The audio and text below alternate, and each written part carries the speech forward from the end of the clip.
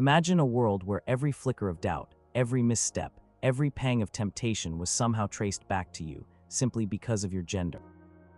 What if ancient thinkers, 1,000 years ago in 1095, laid down religious rules that seemed to pin the world's woes squarely on half of humanity?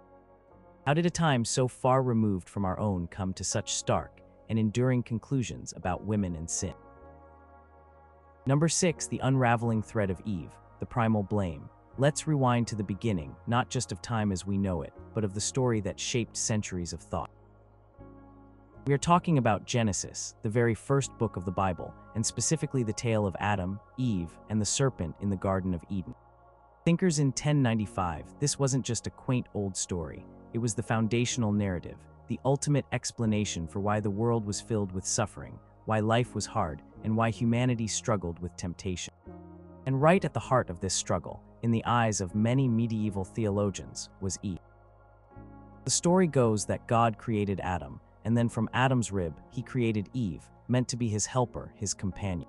Paradise was perfect, a place of peace and plenty, where there was only one rule: do not eat from the tree of the knowledge of good and evil. Now enter the serpent, often seen as a symbol of Satan or deceit itself. In this narrative, the serpent approaches Eve, not Adam, and whispers doubts about God's command. He tells her that God is holding out on them, that eating the fruit will make them like gods, knowing good and evil. Eve, tempted by the promise of wisdom and the fruit's appealing appearance, takes a bite, but the story doesn't end there. She then gives some of the fruit to Adam, who is with her, and he eats it too. Instantly, their innocence is shattered. They realize they are naked, feel shame, and hide from God. When confronted, Adam blames Eve, and Eve blames the serpent. For the medieval mind, and particularly the theological minds of 1095, this sequence of events was packed with profound meaning. Eve was seen as the primary transgressor, the one who first succumbed to temptation, the one who was deceived. The act was not just a personal failing, it was seen as the very first sin, the original sin that brought death, suffering, and a fallen nature into the world for all humanity. This interpretation held immense weight. Because Eve was the one deceived, it implied a certain susceptibility to temptation, a supposed inherent weakness in her very nature that made her more vulnerable to the devil's wiles. Adam, on the other hand, was often portrayed as having sinned through weakness of will, perhaps out of love for Eve, rather than being actively deceived. He sinned by association, by giving in to her urging, not by being tricked by the serpent directly. This distinction was crucial. Think about it. If the very first sin that cursed humanity originated with a woman, what did that say about all women who followed? It suggested a lineage of inherited culpability, a deep-seated vulnerability to evil. This wasn't just a theological idea. It seeped into the cultural consciousness, shaping perceptions of women's intellectual capabilities, their moral fortitude, and their spiritual standing. Church fathers, influential writers from earlier centuries, whose words were revered in 1095, had solidified these interpretations.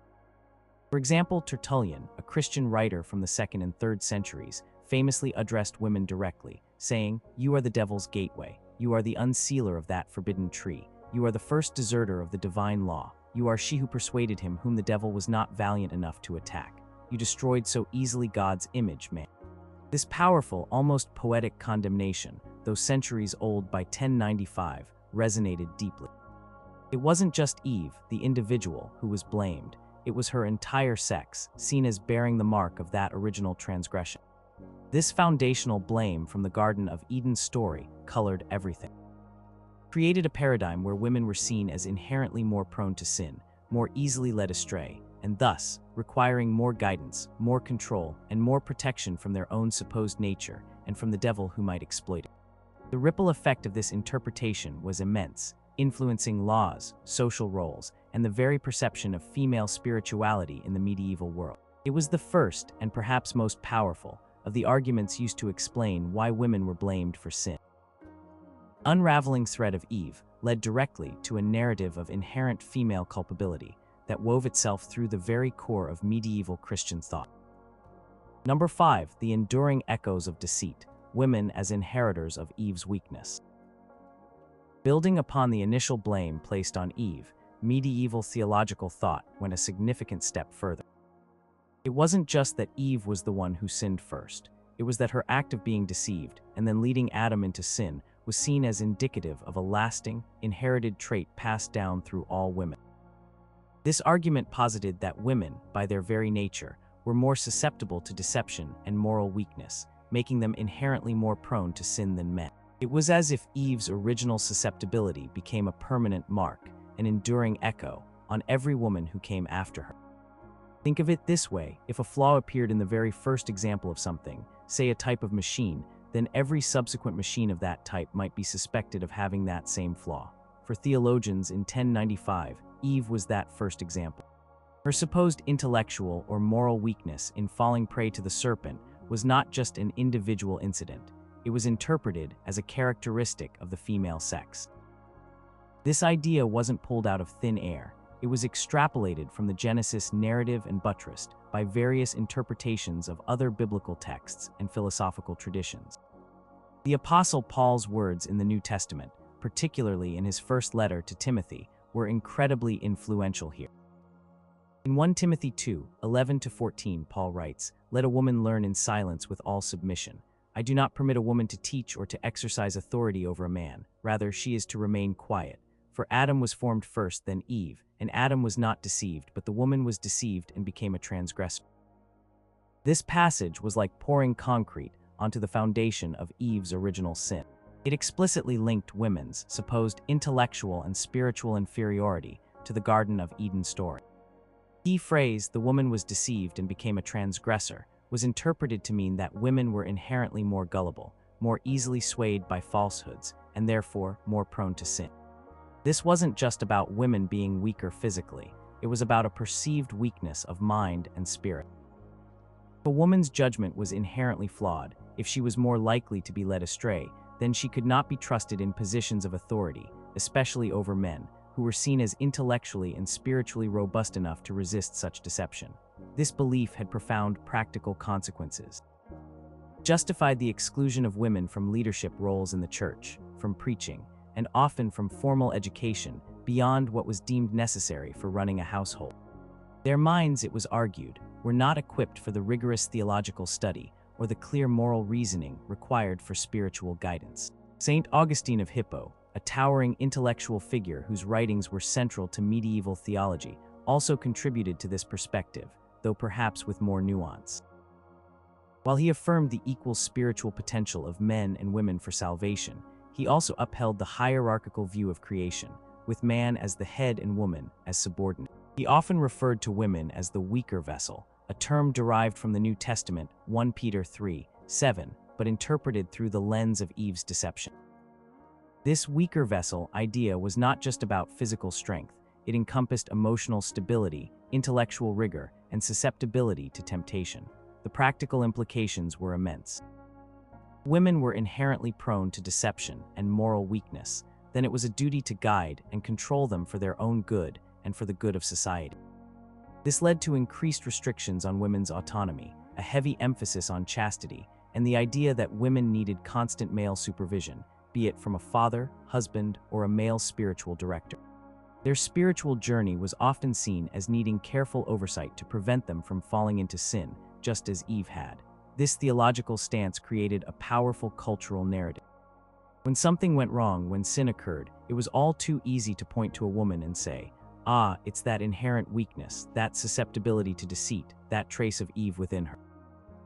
This wasn't just casual sexism, it was a deeply ingrained theological framework, supported by centuries of scriptural interpretation and influential writings, that helped to explain and justify the prevailing social order of 1095, where men held spiritual and temporal power, and women were expected to be submissive and contained, all for the supposed purpose of preventing sin.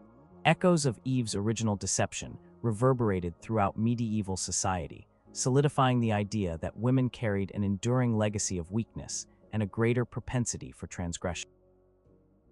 Number 4, the temptress unveiled, women as gateways to carnal sin. Beyond the idea of women being inherently weak or easily deceived, another powerful theological argument emerged, one that painted women as direct agents of sin, particularly the sin of lust. This argument held that women, through their physical bodies, their beauty, and their very existence, were the primary source of temptation for men, leading them away from spiritual purity and into carnal desires. 1095, within a highly ascetic and patriarchal society, this idea was incredibly potent and had profound implications for how women were viewed and treated. Imagine a world where celibacy and spiritual purity were exalted as the highest forms of religious devotion. Monasticism was flourishing, and many devout men sought to live lives free from worldly distractions, especially those of the flesh. In such a climate, anything that stirred carnal desires was seen as a major obstacle to salvation, a trap set by the devil. And who, in this framework, was often identified as the instrument of that trap? Women. This argument wasn't necessarily about women actively trying to tempt men, although that perception certainly existed. More profoundly, it was about the effect women had on men, simply by being women. Their physical presence, their natural beauty, even their mere proximity, was considered a source of temptation. The female body, designed for procreation, was paradoxically seen as a dangerous vessel, capable of leading men into lust, a sin that threatened their spiritual standing and drew them away from God. This perspective was deeply rooted in the ascetic traditions of early Christianity, which emphasized rigorous self-control, fasting, and abstinence from all worldly pleasures, especially sexual ones. Many church fathers contributed to this line of thinking. For example, John Chrysostom, a prominent archbishop of Constantinople from the late 4th and early 5th centuries, while acknowledging women's spiritual equality, also expressed strong views on their role as temptresses. He warned men about the dangers of female beauty, seeing it as a potential snare that could lead them to lust and perdition. He wrote about the need for men to guard their eyes and minds from such temptations. Even the very gaze of a woman, or a man's gaze upon a woman, could be seen as the first step towards sin. This belief was particularly impactful in a society where virginity and celibacy were highly esteemed for both men and women, especially for those in religious life. Priests, monks, and other clergy, who were expected to live celibate lives, women represented a constant potential challenge to their vow. This led to restrictions on women's presence in sacred spaces, their roles in church services, and even the way they dressed and behaved publicly. Modesty was not just a virtue, it was a necessity meant to prevent men from falling into sin. A woman who was not modest was seen as a moral danger, a stumbling block for righteous men. The idea of women as gateways to sin also extended beyond just sexual temptation. Because women were also seen as the weaker vessel and prone to deception, as discussed earlier, they were also believed to be more likely to lead men astray in other ways through gossip, through frivolousness, or by distracting them from more serious spiritual pursuits. Focus, however, remained heavily on carnal sin, which was viewed with extreme gravity in the medieval period. This perspective created a double bind for women. They were often blamed for the temptations men felt, regardless of their own intentions. If a man stumbled into lust, it was often easier to blame the external source of temptation, the woman, rather than solely the man's own lack of self-control. This shifted the responsibility, making women culpable for sins that men committed, simply by virtue of their existence and perceived power to incite desire. It was a convenient way to explain male failings, by externalizing the blame. So in 1095, a woman's physical form was not merely a body. It was a symbol, a potential danger, a constant reminder of the fall, and a source of temptation that could lead even the most devout man to stumble. This theological argument solidified the idea that women were not just passive inheritors of Eve's weakness, but active, albeit often unintentional, agents of sin, particularly the sin of lust, thereby justifying strict controls over their behavior and appearance for the sake of male spiritual purity. Temptress narrative was a powerful lens through which women were viewed, heavily contributing to the societal and religious limitations placed upon them. Number 3, the impurity of the flesh, women's bodies as sites of defilement. This argument delves into a particularly stark and often uncomfortable aspect of medieval theology, the perception of the female body itself as inherently impure, a site of ritual defilement, particularly through menstruation and childbirth.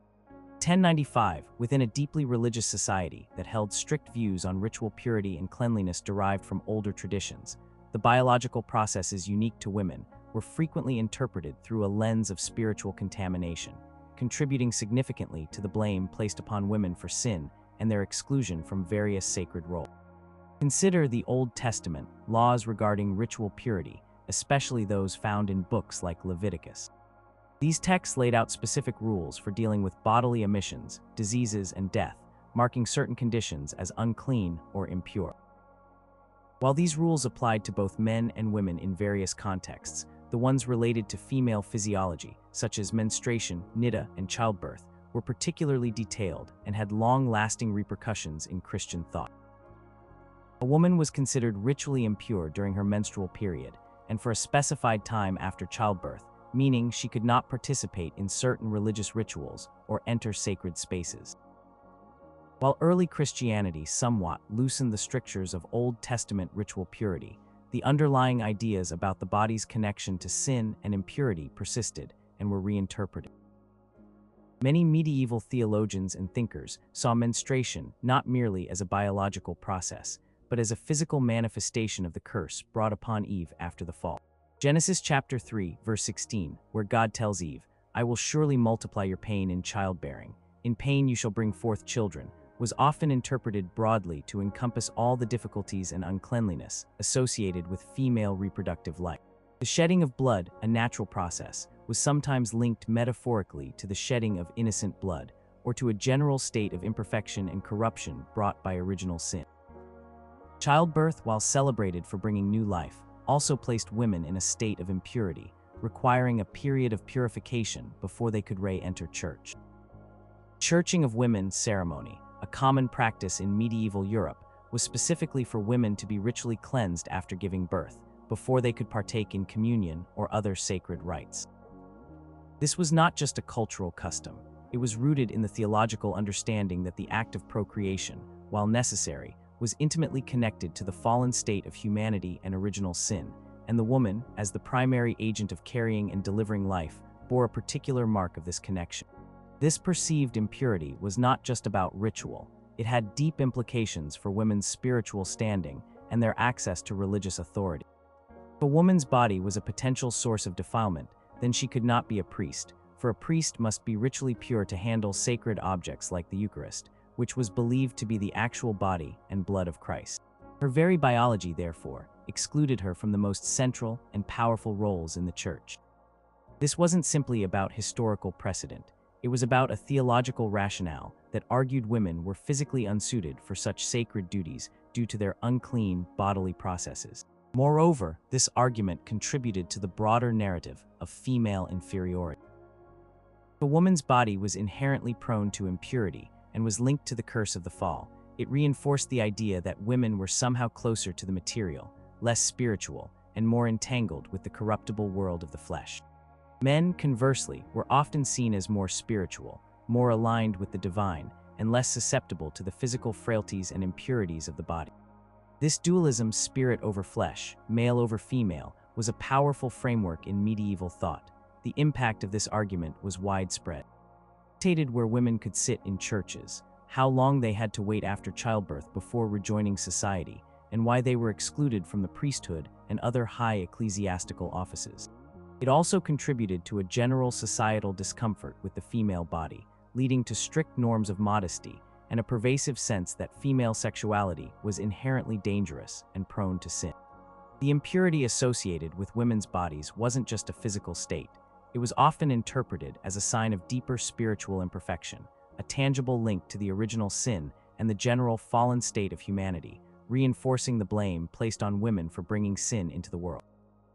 1095, the very biology of women was thus transformed into a theological argument for their supposed spiritual inferiority and their inherent connection to sin. Number 2, the curse and the consequence, women's suffering as divine punishment. This argument takes a particularly harsh turn, linking the very real suffering and hardships faced by women in 1095, especially the agonizing pain of childbirth and the often subservient nature of their societal roles, directly to the divine punishment for Eve's original sin. For medieval theologians, these difficulties were not mere biological realities or social constructs. They were tangible evidence of God's judgment against women, a constant reminder of their ancestral culpability. Let's revisit Genesis 3. After Eve and Adam eat the forbidden fruit, God delivers specific curses. Eve, he says, "I will surely multiply your pain in childbearing. In pain you shall bring forth children. Your desire shall be for your husband, and he shall rule over you. For the thinkers of 1095, these words were taken literally and applied universally to all women. The intense pain experienced during childbirth, a universal female experience, was thus interpreted as the direct, ongoing punishment for Eve's transgression. It wasn't just a consequence, it was seen as a divine retribution, a visible mark of the original sin being carried by every woman. This theological interpretation provided a clear, if brutal, explanation for why women suffered in this particular way. It wasn't just biology, it was theology. This perspective gave a profound, almost cosmic, meaning to the suffering of childbirth. It suggested that enduring this pain was not only inevitable, but also a necessary part of the female experience, a form of penance, a physical reminder of the inherited guilt.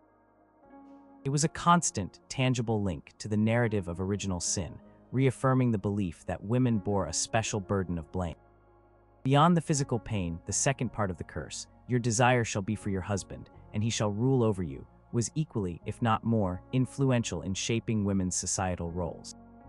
This was interpreted as a divine decree establishing the patriarchal order, with the husband as the authoritative head of the household and the wife in a subordinate position. This wasn't merely a social custom, but a divinely ordained hierarchy, established as a direct consequence of Eve's sin. This interpretation justified the subordination of women in marriage and in society at large. God himself had declared that men should rule over women as a punishment for the fall, then challenging this order was tantamount to challenging God's will. Women's expected obedience to their husbands, their limited legal rights, and their exclusion from public life were all seen as part of this divine order, a necessary control to manage the supposed inherent weakness and sinfulness inherited from Eve. Their subservience was not an unfortunate circumstance, it was a consequence of sin, ensuring social order and spiritual discipline. This argument also subtly shifted blame. Women's suffering and subordinate status were God's punishment, it implied they deserved it. Presented these hardships not as injustices, but as just retribution, making it difficult to question or alleviate them without appearing to defy divine will. This helped to solidify the prevailing social hierarchy, where women were expected to be pious, obedient, and enduring of their earthly burdens, as these were seen as their rightful penance. Think of the medieval world, where life was often harsh and painful. The suffering of women, particularly in childbirth, which was a leading cause of death, was a stark reality. Attributing this pain to a direct divine curse provided a theological framework for understanding it, for making sense of immense suffering within a religious worldview. It reinforced the idea that women, because of their progenitor Eve, were marked by a specific, enduring form of divine judgment that manifested in their physical bodies and their social standing. This argument was a powerful tool in maintaining the social and religious order. It explained why women were subservient, why they suffered uniquely, and why they were not equal to men in authority or spiritual capacity. Their very existence, shaped by pain and subordination, was seen as a living testament to their ancestral guilt, making them a continuous embodiment of the consequences of sin, thus perpetuating the blame laid upon them. Curse on Eve was not just a historical event. It was a living, breathing reality for women in 1095, a constant reminder of their supposed role in bringing sin into the world and their enduring burden of divine punishment. Number 1, the weaker vessel and the need for male guardianship, justifying control. Final overarching argument that brought all the previous points together was the pervasive belief in women as the weaker vessel, not just physically, but spiritually, intellectually, and emotionally. This concept, derived from various biblical interpretations and philosophical traditions, served as the ultimate justification for the strict male guardianship and control over women in 1095. Women were inherently weaker, more susceptible to sin, and prone to deception. Then it followed logically that they needed constant male oversight, guidance, and protection to navigate the spiritual and temporal world without falling into grievous sin. The term weaker vessel comes from 1 Peter 3:7, where husbands are advised to live with your wives in an understanding way, showing honor to the woman as the weaker vessel, since they are heirs with you of the grace of life, so that your prayers may not be hindered. While the passage also speaks of honor and shared inheritance in God's grace, the weaker vessel phrase was seized upon and often stripped of its accompanying nuance, emphasizing instead the inherent frailty of women. This frailty was interpreted not just as physical delicacy, but as a deeper spiritual and moral vulnerability that made women less capable of independent moral judgment and more prone to transgression. Building on the Eve narrative, where she was seen as easily deceived, and the idea of women as temptresses, the weaker vessel argument concluded that women were simply not equipped to withstand the devil's cunning or the world's allure on their own. They were seen as easily swayed by emotion, less rational than men, and more susceptible to superficial attraction. This perceived inherent weakness meant they needed a guiding hand, a protective shield, which society and the church determined should be provided by men. This justification for male guardianship manifested in every aspect of a woman's life in 1095. From birth to death, a woman was typically under the legal and social authority of a male relative. As a child, she was under her father's authority. Upon marriage, she moved to her husband's authority. Widowed, she might fall under the authority of a grown son, a male relative, or even the church itself through various arrangements. This was not viewed as oppression, but as a necessary and divinely ordained structure to protect women from their own inherent weaknesses and to prevent them from leading themselves, or men, into sin. This argument also justified the exclusion of women from positions of power, authority, and public life. Women were the weaker vessel. They could not govern, lead armies, teach publicly, preach, or hold high office in the church or state. Their roles were primarily confined to the domestic sphere, managing the household, raising children, and providing spiritual support within the family unit. These roles were deemed appropriate because they kept women protected from the temptations of the outside world and limited their opportunities to lead others astray. Their spiritual life was often seen as best cultivated through obedience, humility, and devout practice within the confines of the home or cloister. The implications for education were also significant. While some aristocratic women received basic literacy and religious instruction, extensive education was generally denied to women.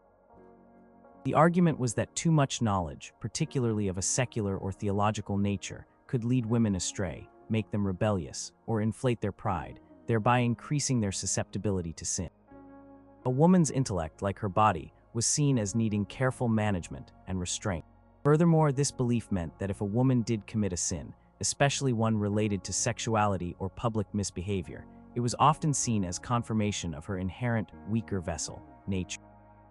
Transgression was not just an individual failing, but a demonstration of the universal truth about women's susceptibility. This could lead to harsher judgments and less forgiveness, as her sin was seen as reinforcing a theological doctrine. In summary, the weaker vessel argument, woven through the fabric of medieval thought, served as the ultimate theological and social justification for the control and subordination of women. It was a comprehensive explanation for why women were blamed for sin and why they needed constant male guardianship. It provided a powerful rationale for the societal structures of 1095, where women, seen as inherently vulnerable and prone to transgression due to Eve's legacy, required vigilant oversight to ensure their spiritual safety and to prevent them from becoming sources of sin for men and society as a whole. This argument, perhaps more than any other, solidified the widespread blame placed on women for sin and shaped their lives in profound ways for centuries.